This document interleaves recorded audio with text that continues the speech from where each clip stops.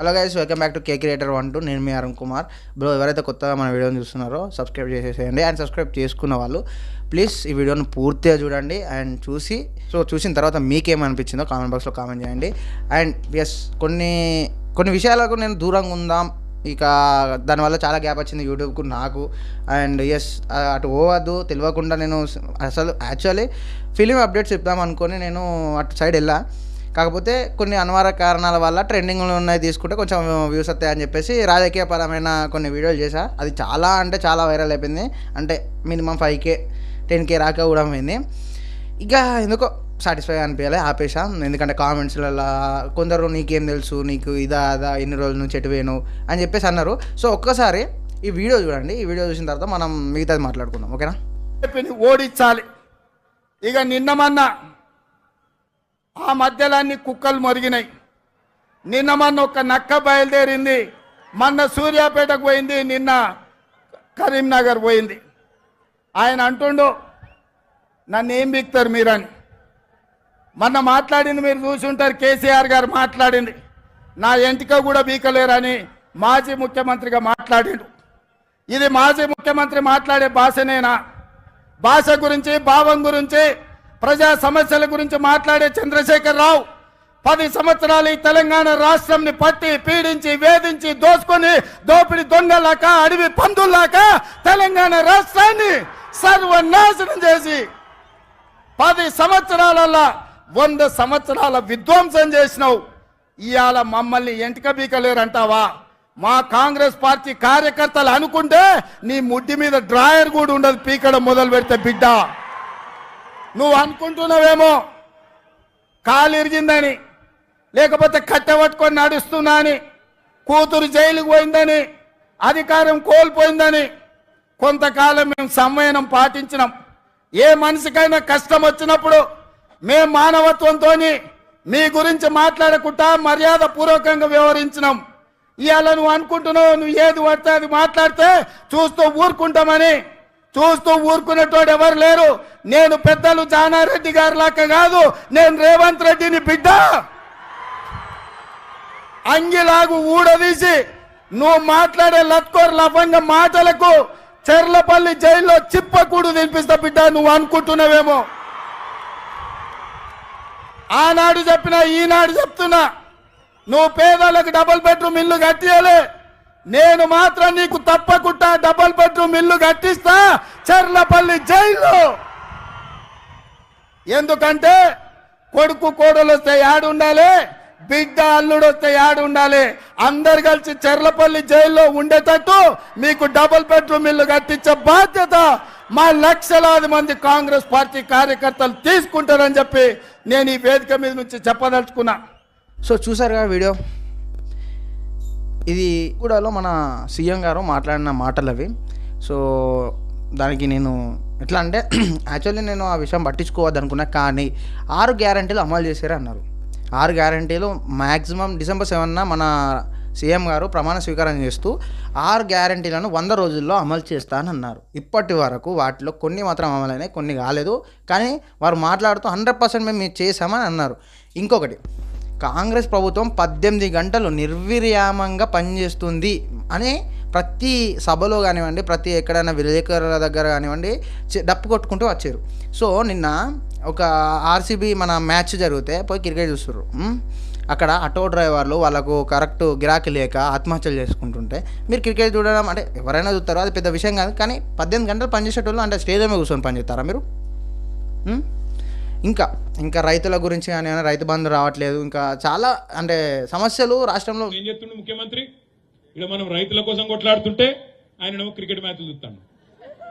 చూడరు మీరు, కేసీఆర్ 70 ఏళ్ళ కేసీఆర్ ఏమో ఎండలలో తిరుగుతాడు, ప్రతిపక్ష పాత్ర పోషిస్తున్నాడు. అసలు పని చేయాల్సిన ముఖ్యమంత్రి ఏమో నీళ్ళు ఇచ్చే ముఖం లేదు, పైసలు ఇచ్చే ముఖం లేదు, రైతు బంద్ చేసే తెలివి లేదు, ఏ తెలివి లేదు. కానీ ఒకటి మాత్రం తెలుసు, తెల్లారులేస్తే బూతు మాట్లాడాలి, తెల్లారులైతే నోరు వారేసుకోవాలి, ఇష్టం వచ్చినట్టు ఒర్రాలి.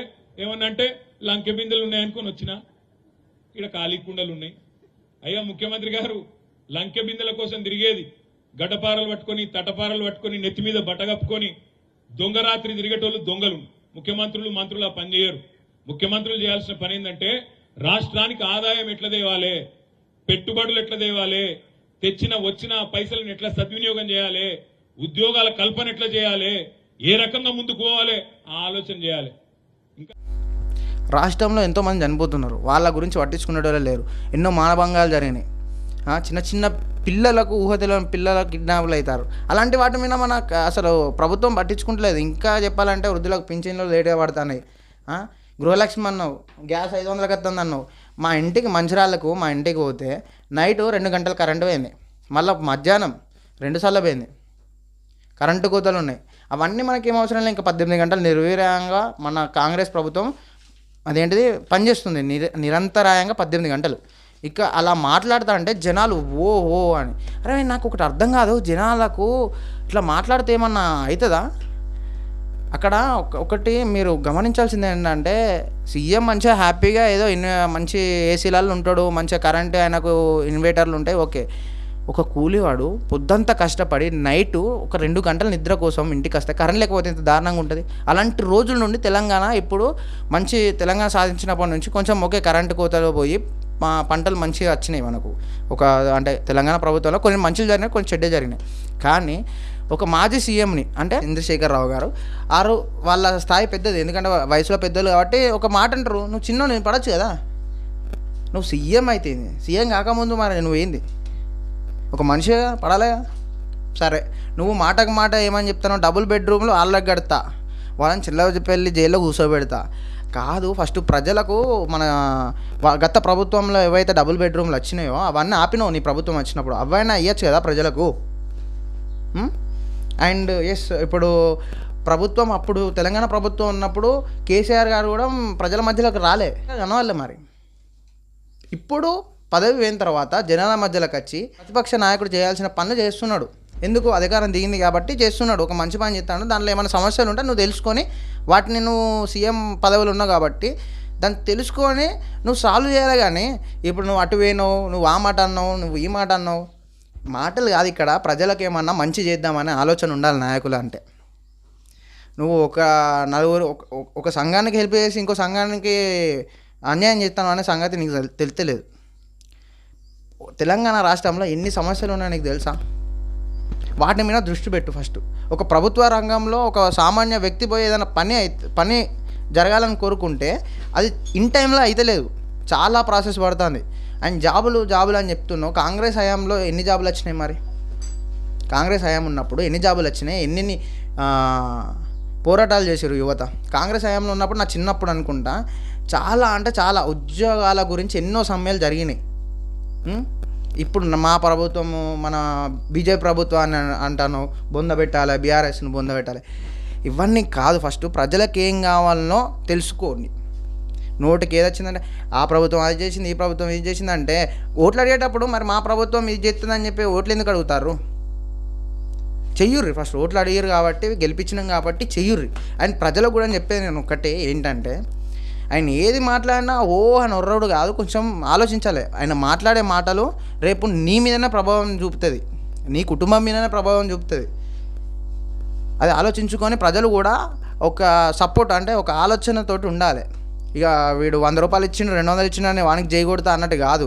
ఎందుకంటే నీ బతుకుని నువ్వే మార్చుకోవాలి, ఎవరు మారవరు. నువ్వు పొద్దుగాలేతో సాయంత్రం రాక పని చేస్తావు, ఇంటికి వస్తావు, వార్తలు పెట్టుకొని ఎవరు ఏం మాట్లాడతారో ఏంటో కదా మళ్ళీ అంటావు. నీ పని నీదే. ఇక అసలు ఎందుకు ఓటేసినావు? అసలు రాజకీయం అంటే ఏంటిది? అసలు రాజకీయాల వల్ల మా కుటుంబాలకు ఏం జరుగుతాయి, మన కుటుంబాలకు ఏం జరుగుతాయి అనే విషయాలు మీకు ఎవరికి తెలియదు. అసలు ఎలాంటి పనులు జరుగుతాయి, ఒక ప్రభుత్వం తలుచుకుంటే ఒక ప్రభుత్వం తలుచుకుంటే ఏం జరుగుతుంది, రాష్ట్రానికి ఎంత అభివృద్ధిని చెందొచ్చు. అలాంటివి మనకేం అవసరం లేదు. పొద్దున పోయినామా, సాయంత్రం వచ్చినామా, ఆదివారం అంతా చికెన్ తిన్నామా, అన్నమా. లేదంటే నేను కాంగ్రెస్ కార్యకర్తను, నేను పలానా కార్యకర్తను. మళ్ళీ విభేదాలు మనకు సోదర భావంతో ఉండి రాజకీయాల పట్ల అవగాహన ఉంచుకొని కొంచెం మాట్లాడి కొంచెం తెలివి పెంచుకోండి. అండ్ కేసీఆర్ గారు కూడా నేను చెప్పేది ఒకటే, ప్రతిపక్ష నాయకులు అంటే ఒక పాత్ర పోషించండి. కానీ మీరు గత ప్రభుత్వంలో ఏదైతే చేసి వదిలేసిన పనులు ఉంటాయో అవి కొంచెం ప్రభుత్వ దృష్టికి తీసుకెళ్ళి అవి కొంచెం ప్రాసెసింగ్లో పెట్టి అవి పేద ప్రజలకు ఏదైతే అందాల్సి ఉన్నాయో అవి అందించేటట్టు చేయండి. అండ్ అలాగనే కాంగ్రెస్ ప్రభుత్వం ఓకే ఒక 50% సక్సెస్ అయింది. ఏది ఫ్రీ బస్సులు పెట్టడం ద్వారా కానివ్వండి, ఇప్పుడు కరెంటు బిల్లులు, జీరో కరెంటు బిల్లులు బాగానే ఉంది. కాకపోతే ఇంకొన్ని సమస్యలు ఉన్నాయి. ఆ సమస్యల మీద మాట్లాడండి, అంతేగాని ఏదో ఒక ప్రభుత్వానికి అధికారం దించాలి అది అలాంటి కాదు. మన ప్రభుత్వం మంచిగా పనిచేస్తే, గెలిపించుకున్న ప్రభుత్వం ఏదైనా కానీ ప్రభుత్వం పనిచేస్తే ప్రజలు అడగక ముందే ఓటేస్తారు. బరోబ్బర్ గుర్తుంచుకోర్రి, ప్రజలు అడగక ముందే ఓటేస్తారు. సో అదన్నమాట. అండ్ ఈ వీడియో లాస్ట్ వరకు ఎవరైతే చూసారో మీకేమనిపించిందో కామెంట్ బాక్స్లో కామెంట్ చేయండి. ఇలా మాట్లాడడం కరెక్టా కాదా, అండ్ ఇంకేమైనా సమస్యలు ఉంటే కామెంట్ బాక్స్లో కామెంట్ చేయండి. నెక్స్ట్ వీడియోలో మూవీ అప్డేట్తో పాటు మీ సమస్య మీద కూడా నేను వీడియో చేస్తాను. అండ్ ఇది ఒక ఇంటర్నెట్ అనేది చాలా అంటే దానివల్ల చాలా ఉపయోగాలు ఉంటాయి. ఎట్లా అంటే ఒక సమస్యను 10 మందికి పంచుకోవాలంటే కావాల్సింది ఒక మొబైల్, వాట్సాప్, ఇలా ఇప్పుడు సోషల్ మీడియా అన్నమాట. అలాంటి సోషల్ మీడియాని న్యాయం కోసం వాడదాం. ఇలా వృధాగా స్టేటస్ పెట్టుకునే దాన్ని కాకుండా మంచి పనికి వాడదామని చెప్పేసి నేను ఈ వీడియో చేయడం జరిగింది. సో లాస్ట్ వరకు ఎవరైతే చూసారో మీ ఫ్రెండ్స్కి వాళ్ళందరికీ షేర్ చేసేయండి. ఏమైనా సమస్య ఉంటే కామెంట్ బాక్స్లో కామెంట్ చేయండి. అండ్ అలాగే ఇన్స్టాగ్రామ్ అకౌంట్ కానీ నేను సపరేట్గా ఫేస్బుక్లో కూడా ఉన్నా, కావాలంటే వాట్సాప్ నెంబర్ కూడా ఇస్తే ఏమైనా సమస్య ఉంటే చేయండి. జై హింద్. నేను మీ అరుణ్ కుమార్. Thank you.